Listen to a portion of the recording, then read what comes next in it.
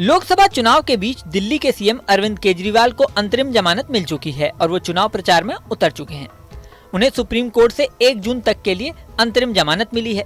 शनिवार को जेल से बाहर आते ही उन्होंने प्रेस कॉन्फ्रेंस की और उन्होंने बीजेपी पर अटैक किया। उन्होंने ये दावा करके सनसनी फैला दी कि अगर बीजेपी चुनाव में जीत भी गई तो पीएम मोदी अगले साल रिटायर हो जाएंगे और अमित शाह को पीएम बना देंगे।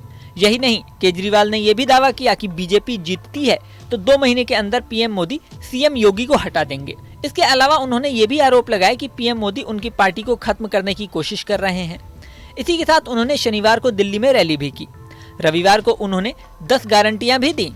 माना जा रहा है कि उनकी 10 गारंटियां पीएम मोदी की गारंटियों का जवाब है। केजरीवाल के चुनाव प्रचार के बीच वो जज भी चर्चा में आ चुके हैं जिन्होंने केजरीवाल को जमानत दी। दरअसल सुप्रीम कोर्ट की बेंच ने अरविंद केजरीवाल को 1 जून तक के लिए जमानत दी है। सुप्रीम कोर्ट की इस बेंच में जस्टिस संजीव खन्ना और जस्टिस दीपांकर दत्ता हैं।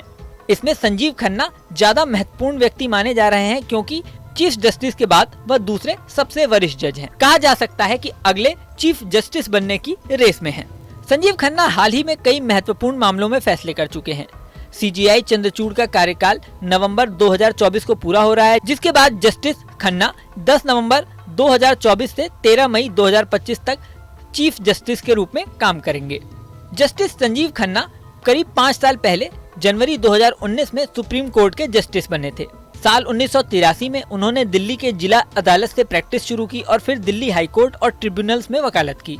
हाल ही में उन्होंने कई महत्वपूर्ण मामलों में फैसले सुनाए। इसमें सबसे बड़ा मुद्दा चुनाव से ही जुड़ा है।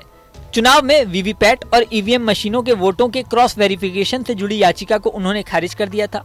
उन्होंने अपने फैसले में ईवीएम की पवित्रता और देश के चुनाव आयोग पर भरोसे को लेकर विस्तार से लेख भी लिखा था। मार्च में जस्टिस खन्ना की अध्यक्षता वाली बेंच ने चुनाव आयुक्तों की नियुक्ति से जुड़े कानून पर रोक लगाने से जुड़ी याचिका को खारिज कर दिया था। उन्होंने कहा था कि इस साल होने वाले लोकसभा चुनाव को देखते हुए रोक लगाना सही नहीं है। हालांकि अदालत ने जल्दीबाजी में चुनाव आयुक्तों की नियुक्ति के लिए सरकार की आलोचना भी की थी। इससे पहले मार्च 2023 में शराब नीति मामले में बीआरएस नेता और तेलंगाना एमएलसी कविता को उन्होंने जमानत देने से इनकार कर दिया था। उन्होंने कविता से ट्रायल कोर्ट से जमानत के लिए आवेदन करने और सीधे सुप्रीम कोर्ट में नहीं आने को कहा था। जस्टिस खन्ना के अग्रिम केसों पर अब लोगों की नजरें लग गई हैं।